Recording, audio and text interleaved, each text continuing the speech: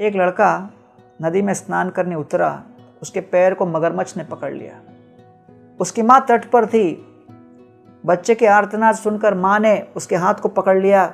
मगरमच्छ एक ओर से पैर खींच रहा है, माँ हाथ खींच रही थी और दोनों के बीच इस प्रकार का घमासान युद्ध छिड़ गया।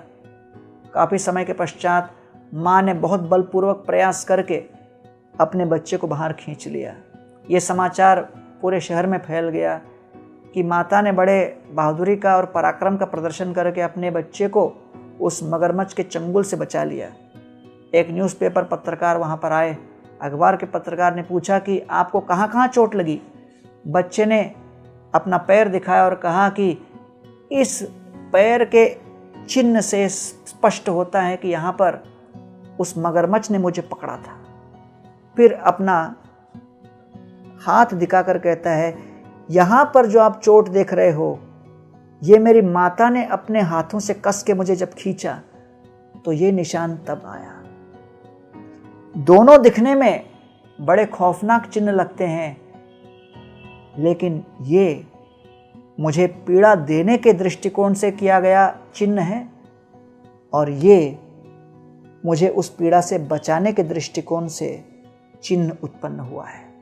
तमेव वत्साश्रय भृत्य वत्सलम मुमुक्षुभि मृग्य पदाब्ज पद्धतिम अनन्य भावे निज धर्म भाविते मनस्यवस्थाप्य भजस्व पुरुषम।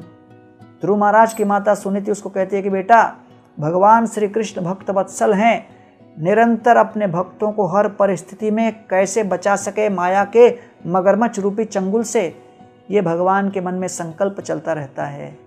इसलिए भक्त को चाहिए कि हर प्रकार के अनुकूल प्रतिकूल परिस्थितियों में निरंतर भगवान का चिंतन करे, इस बात का विश्वास रखे कि भगवान निरंतर अपने भक्तों के शुभ चिंतक हैं। बाहरी दृष्टिकोण से भले लगे कि हमें हमारे जीवन के वर्तमान परिस्थिति में कुछ चोट पहुंच रही है, लेकिन भगवान श्री कृष्ण का ये प्रेममय हस्ताक्षेप है। जैसे माता ने उस डूबते हुए मगरमच्छ के चंगुल में फंसे हुए बच्चे के हाथ को जब खींचा तो उस माता के बलपूर्वक खिंचाव से उस पुत्र के हथेलियों में, हाथ में, भुजाओं में कुछ चोट के निशान चिन्ह अवश्य आ गए, लेकिन उस कार्य के पीछे मूल तत्व क्या था? प्रेम का संकल्प था। इसलिए हम जीवन के क्षण क्षण दिव्य प्रेम के अंजन को अपने आँखों में, नेत्रों में लगाकर भगवान के स्नेहमय हस्ताक्षेप को ही देखें। तब हमें हर परिस्थिति में कृष्ण और कृष्ण का प्रेम ही प्रदर्शित होगा।